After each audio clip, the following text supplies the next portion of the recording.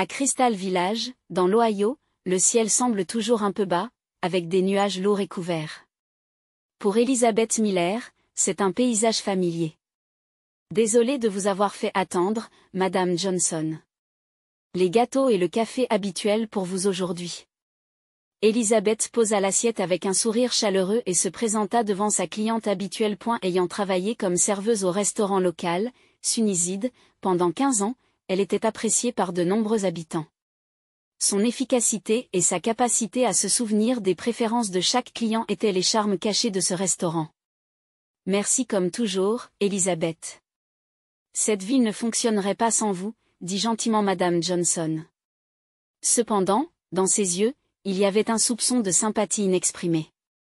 Elizabeth était célibataire et de nombreux habitants de la ville la considéraient comme la pauvre. Et la raison en est son apparence.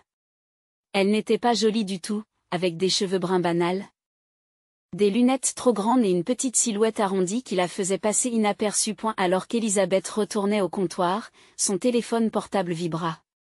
C'était sa mère qui l'appelait. Prenant une profonde inspiration, elle répondit. « Bonjour, maman. Elizabeth, peux-tu venir dîner ce soir? J'ai quelque chose d'important à te dire. » La voix de Louise était plus aiguë et plus excitée que d'habitude. Il se passe quelque chose. Elizabeth le sent instinctivement. Oui, bien sûr. Je viendrai à la fin de mon service. Lorsqu'Elizabeth arriva chez sa mère, elle pouvait déjà entendre des voix animées à l'entrée. Il semblerait que sa sœur Victoria soit là. En ouvrant la porte, elle vit sa mère et sa sœur assises autour de la table à manger. Les cheveux blonds étincelants de Victoria, ses yeux bleus et sa silhouette de mannequin attiraient toujours l'attention dans n'importe quelle pièce. « Tu es enfin là. » Victoria s'approcha d'un bond. Tout excitée. « J'ai une nouvelle incroyable. » Sa main gauche se tendit, montrant une grosse bague en diamant qui scintillait à son doigt. « Je suis fiancée à James Herbert. » Elizabeth eut l'impression que son cœur s'était momentanément arrêté. Ce nom a réveillé son passé. Au lycée, elle était sortie secrètement avec lui, ce que sa famille n'avait jamais su. Aujourd'hui, il est l'héritier de l'une des principales entreprises de promotion immobilière de l'État et l'objet de l'affection de nombreuses femmes. Félicitations, Victoria. Elizabeth réussit à sourire. Depuis combien de temps sortez-vous ensemble? 3 mois à peine. Mais il dit qu'il a eu le coup de foudre pour moi. Il m'a dit que je n'avais jamais rencontré une femme aussi belle. Louise se réjouit des paroles de Victoria. Cette fille enchante toujours les hommes. Mais cette fois, elle a attrapé un vrai prix. Elizabeth continue de manger en silence. En regardant son assiette, des souvenirs de James, au lycée, lui reviennent à l'esprit. Il était beau et athlétique, alors qu'elle n'était qu'une personne banale et banale. Pourtant, il lui avait dit qu'il était attiré par son moi intérieur dans le coin tranquille de la bibliothèque. Cependant, ils ont pris des chemins différents pour aller à l'université et, par la suite, il a connu un grand succès. Elle n'avait jamais imaginé qu'il finirait par avoir une telle relation avec sa sœur. Le mariage a lieu dans 6 semaines. Dans la grande salle de bal de l'hôtel Herbert. Ce sera absolument magnifique, poursuit Victoria. Elizabeth, au lieu d'être demoiselle d'honneur, pourriez-vous aider à la réception de la table d'accueil? Compte tenu de ton apparence, il serait préférable que tu ne sois pas sur les photos. Louise frappa dans ses mains, interrompant ses paroles. Ne vous inquiétez pas tant, Victoria. Ta sœur comprendra sûrement. C'est ton grand jour. Tout doit être parfait. Elizabeth acquiesça en silence. Sa famille avait toujours considéré son existence comme un défaut imparfait. Depuis l'enfance, on lui disait, sois plus comme Victoria et pourquoi ne prends-tu pas mieux soin de toi? Mais ce soir, c'est une autre émotion qui tourbillonne en elle. Il s'agissait d'une colère, mais plutôt d'une question douloureuse. Et la matinée du mariage commença par un lever de soleil paisible. Elizabeth avait changé son service de restauration tôt le matin et avait pu admirer le lever du soleil pour la première fois depuis longtemps. Cependant, ce moment de paix n'a pas duré longtemps. Elizabeth, apporte ta trousse de maquillage. Dépêche-toi. La voix de sa mère résonne dans la chambre d'Elizabeth. Elizabeth se prépara rapidement et se rendit à la maison de la famille Miller. Le mariage était prévu pour l'après-midi, mais les préparatifs battaient leur plein depuis le matin. Pour le somptueux mariage à l'hôtel Herbert. Victoria avait engagé des maquilleurs et des coiffeurs professionnels, mais elle voulait avoir la collection d'Elisabeth à portée de main, au cas où. À l'arrivée d'Elisabeth, la maison est en plein chaos. Les robes étaient suspendues, les bouquets placés partout et Louise était au téléphone pour les dernières confirmations. « Tu es en retard, Elisabeth. » La voix accusatrice de Victoria vient de l'étage. « Monte tout de suite. » Elisabeth monta silencieusement dans la chambre de Victoria, l'air tendu. Elle est nerveuse. Ce qui n'aurait dû être qu'une simple remise de matériel de maquillage avait fait naître un sentiment inquiétant dans sa poitrine. En entrant dans la chambre, Victoria était assise devant un grand miroir, à moitié maquillée. Aujourd'hui, sa beauté est plus frappante que jamais. Ses cheveux dorés formaient de douces vagues et ses yeux bleus brillaient encore plus. « Je l'ai apporté, dit modestement Elisabeth en tendant sa pochette de maquillage. Victoria la regarde dans le miroir. Posez-la. Alors qu'Elisabeth pose la trousse sur la commode, Victoria se lève brusquement. Au fait, qu'est-ce que tu portes aujourd'hui? Elisabeth est un peu perdue. Comme nous en avons discuté hier, la robe marine. Comme je serai à la réception des invités, tu m'as dit que quelque chose de pas trop voyant serait bien. Qu'est-ce que tu racontes? La voix de Victoria est soudainement devenue froide, un froncement de sourcils se formant entre ses sourcils. Tu as vraiment l'intention de venir? Elisabeth est déconcertée. Bien sûr. Pourquoi ne viendrais-je pas au mariage de ma sœur? Tu veux savoir pourquoi je pense ça? Le visage de Victoria se contorsionne. Imaginez votre visage hideux sur les photos. Je ne peux pas supporter l'idée que la famille et les amis de James pensent que ma sœur est si disgracieuse. Elisabeth reste sans voix.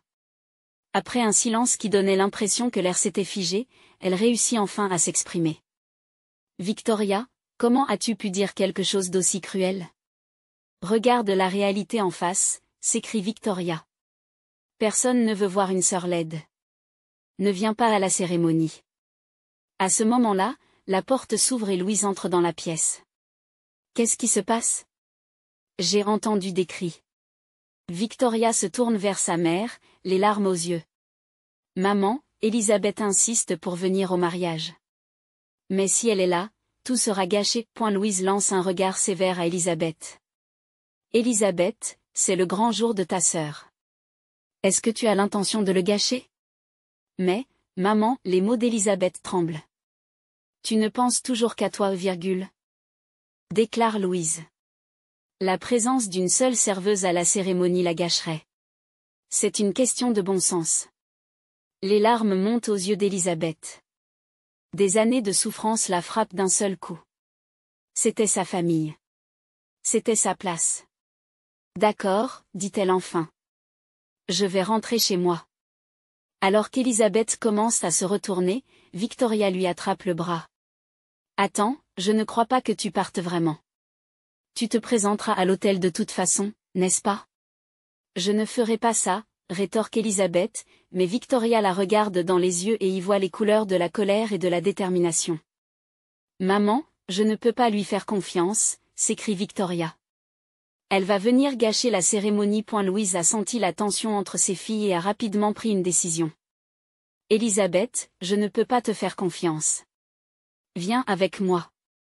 Sa mère lui saisit le bras et l'entraîna en bas, vers l'arrière de la maison. Elisabeth résiste. Mais Victoria se joint à elle et les pousse toutes les deux. Elle fut emmenée dans une remise au coin du jardin. Qu'est-ce que vous faites? Arrêtez. Malgré les cris d'Elisabeth, les deux femmes la poussèrent dans le hangar. Juste pour aujourd'hui, dit froidement Louise, nous te laisserons sortir après la cérémonie. Donne-moi ton téléphone portable. Elisabeth, figée par le choc, tendit son téléphone à sa mère. L'instant d'après, la porte de l'entrepôt se referma et elle entendit le bruit du verrouillage de l'extérieur. Victoria, maman, comment as-tu pu faire ça? Hurle Elisabeth en frappant à la porte. Mais le bruit de leurs pas s'estompait déjà. Elisabeth s'effondra à genoux. La lumière qui traversait la petite fenêtre se déplaçait au fur et à mesure que le temps passait.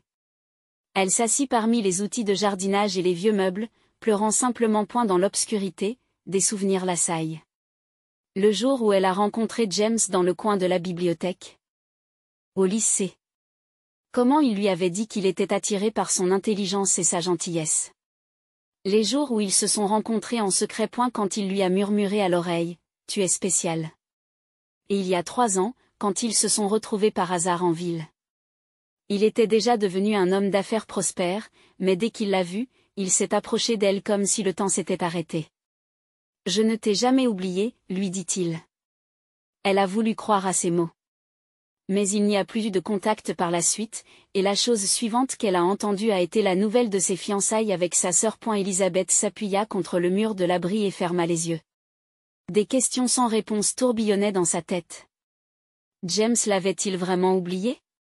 Ou avait-il lui aussi été séduit par la beauté de sa sœur? Alors que le temps s'écoule lentement dans l'obscurité, Elisabeth continue de réfléchir en silence.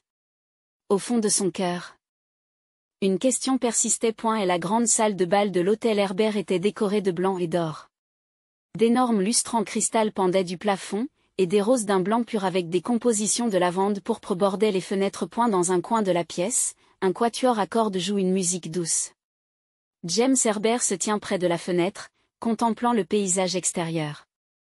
Son apparence est parfaite. Son smoking noir sur mesure épousait parfaitement son corps musclé, et ses cheveux d'un brun profond étaient soigneusement coiffés. Cependant, une pointe d'anxiété flottait dans ses yeux. Chaque fois qu'il consultait sa montre, son expression devenait plus tendue. James, avec ce visage, les gens pourraient penser que la mariée s'est enfuie, lui dit son meilleur ami Mark Sullivan. Mark, qui fait office de témoin, est un ami de l'époque de l'université et l'une des rares personnes en qui James a vraiment confiance. Ce n'est pas le cas, répond James en forçant un sourire. C'est juste que quelque chose ne va pas. Mark penche la tête. Qu'est-ce que tu veux dire par là? Tu n'as pas rencontré les gens qui sont sur le point de devenir ta belle famille? Si, bien sûr, dit James, mais son cœur n'était pas en phase avec ses mots. Mais Victoria ne parlait guère de sa famille. Surtout de sa sœur. Elle a une sœur, demanda Mark, l'air surpris. C'est une nouvelle pour moi. James prend une grande inspiration. Elle s'appelle Elisabeth. Elle devait être là aujourd'hui, mais je ne l'ai pas encore vue. Mark haussa les épaules. Mark haussa les épaules, elle est probablement en retard dans ses préparatifs. Les femmes sont comme ça. Mais l'inquiétude de Jacques demeure. Laissant Mark, il se dirigea vers la salle d'attente où Victoria mettait la dernière main à son maquillage. Elle était enveloppée dans une robe de mariée d'un blanc pur, ressemblant à une héroïne de cinéma par sa beauté. « Victoria, tu as un moment ?» dit James en entrant dans la pièce. Victoria le regarda à travers le miroir et lui adressa un sourire radieux. « James. On dit que cela porte malheur aux mariés de voir la mariée avant le mariage. Il y a quelque chose dont je voudrais parler. » Sa voix était sérieuse et le sourire de Victoria s'est un peu assombri. « Où est votre sœur, Elisabeth ?» L'espace d'un instant, la panique a traversé le visage de Victoria, mais elle s'est vite ressaisie. « Oh, Elisabeth ? Elle a eu un terrible mal de tête ce matin. Elle n'a pas pu venir pour cause de maladie. » Je vois, dit James, mais ses yeux étaient remplis de doute. Mais elle avait l'air d'aller bien quand je lui ai parlé hier. C'était un mensonge. Jacques n'avait pas parlé à Elisabeth depuis des mois. Mais il voulait voir la réaction de Victoria. Tu lui as parlé? La voix de Victoria s'élève. C'est impossible. Elle n'est presque jamais à la maison à cause de ses horaires chargés au restaurant. Je vois, dit Jacques à voix basse. Alors j'ai dû me tromper. Il quitta la pièce et se mit immédiatement à la recherche de Mark. Ce dernier tenait déjà un whisky et discutait avec les invités. Mark, viens ici un instant, l'appela Jacques. Lorsqu'ils sont sortis sur le balcon, Jacques a baissé la voix et a dit, j'ai une faveur à te demander. Pourrais-tu aller à la maison Miller et vérifier si Elisabeth y est? Mark parut surpris. La cérémonie a lieu dans 1 heure. Tu seras de retour à temps. Jacques saisit l'épaule de son ami. C'est important. Je sens que quelque chose ne va pas. Voyant l'expression sérieuse de son ami, Mark acquiesce. D'accord, j'y vais. Jacques donne l'adresse à Marc et le renvoie. Pendant ce temps, Jacques continuait les préparatifs, semblant calme en apparence. Pourtant, son cœur était en ébullition. Il y a 3 mois, lorsqu'il avait rencontré Victoria, c'était en fait parce qu'il cherchait Elisabeth. Les souvenirs qu'il avait eus avec elle au lycée étaient profondément gravés dans son cœur.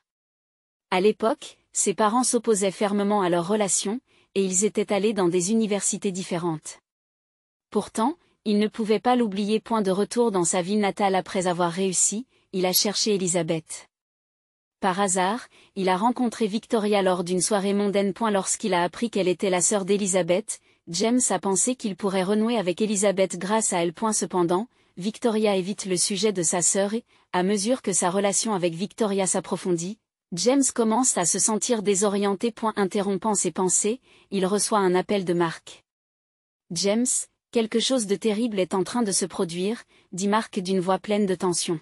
« Je suis arrivé à la maison Miller, mais il n'y avait personne. Cependant, j'ai entendu un bruit provenant de l'abri de jardin.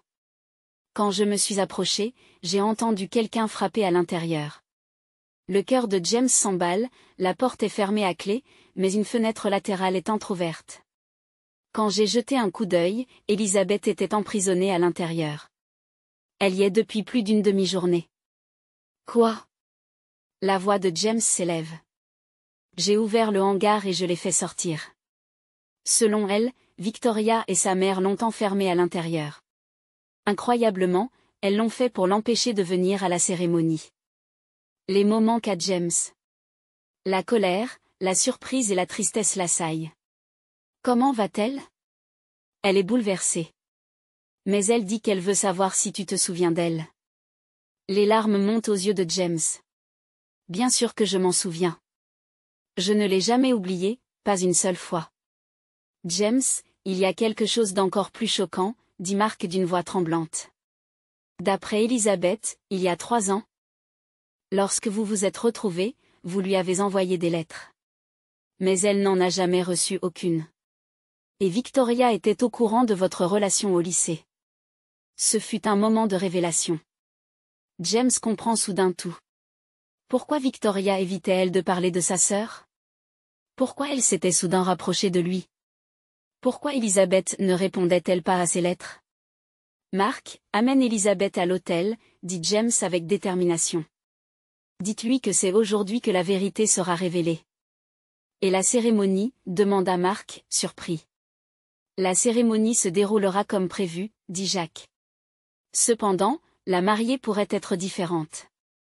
Après avoir raccroché, James prit une grande inspiration et se dirigea vers la salle d'attente. Victoria avait terminé ses préparatifs et attendait avec son père le moment d'entrer.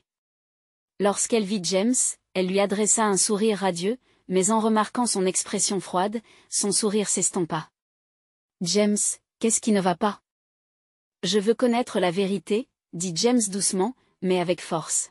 « Pourquoi as-tu essayé de m'éloigner d'Elisabeth? Pourquoi l'as-tu enfermée dans le hangar? » Le sang s'écoule du visage de Victoria. « Qu'est-ce que tu racontes? » « Assez de mensonges, » dit James. « La personne que j'aime vraiment est ta sœur. Et maintenant, je vais le faire savoir à tout le monde. » Il se retourna et se dirigea vers la salle de cérémonie. Le cri de Victoria résonna derrière lui, mais il ne s'arrêta pas. La grande salle de bal était remplie de 150 invités. Des personnes en tenue de soirée discutaient tranquillement, attendant l'entrée de la mariée. Un pasteur se tient devant l'autel, et James se tient à côté de lui, l'air solennel. L'orgue entame un prélude silencieux et le silence s'installe peu à peu dans la salle. La marche retentit et les portes s'ouvrent. Victoria, au bras de son père, entre enveloppée dans une robe d'un blanc pur. Elle sourit. Mais un soupçon d'inquiétude flotte dans ses yeux. Alors qu'elle s'avance lentement, son regard ne quitte pas James. À quelques pas de l'autel, les portes arrière s'ouvrirent soudain avec un grand bruit. Tout le monde se retourna, surpris. Elisabeth se tenait là. Ses cheveux bruns étaient ébouriffés et sa robe marine simple était légèrement salie par la poussière. Mais ses yeux brillent d'une détermination sans faille.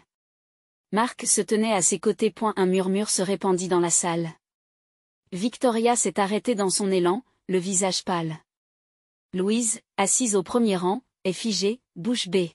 « Qu'est-ce que tu crois faire ? Le père de Victoria hausse le ton, en colère. Mais James s'avance tranquillement.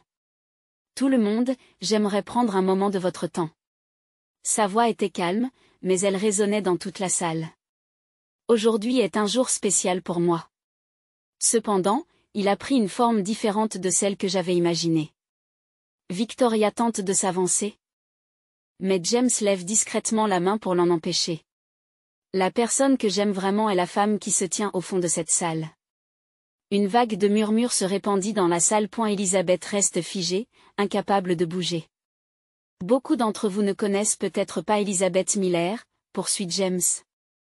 Elle travaille comme serveuse au Crystal Village Diner. Elle n'a peut-être pas une apparence très glamour, mais son moi intérieur est le plus beau que j'ai jamais rencontré. James se dirigea lentement vers Elizabeth. Nous nous sommes rencontrés au lycée. Dans un coin de la bibliothèque, elle m'a appris les merveilles de la poésie. Pour la première fois de ma vie, j'ai senti que quelqu'un me voyait pour ce que j'étais, et non pour mon apparence ou mes origines familiales. Les invités ont regardé la scène en retenant leur souffle. Cependant, nous étions de jeunes hommes et suivions des chemins différents dans la vie. Pourtant, je n'ai jamais pu l'oublier. Il y a 3 ans, lorsque je suis retourné dans ma ville natale, j'ai commencé à la chercher. James a regardé Victoria. Elle pleurait, mais ses yeux contenaient de la colère. Puis j'ai rencontré Victoria. Quand j'ai appris qu'elle était la sœur d'Elizabeth, j'ai pensé que je pourrais renouer avec Elizabeth grâce à elle. Mais, Victoria a crié, il m'aime. Elizabeth, toujours en train d'essayer de me prendre tout ce que j'ai. Victoria, la voix de James est froide. Tu as caché mes lettres à Elizabeth. Et tu lui as menti en lui disant que je l'avais oubliée. Les larmes montent aux yeux d'Elizabeth. Elle regarda Jacques et parvint à peine à faire entendre sa voix. Tu t'es vraiment souvenu de moi? James se tient devant elle et lui prend doucement la main. Il ne s'est pas passé un jour sans que je l'oublie. À ce moment-là. Louise se leva de son siège. Son expression mêle colère et honte.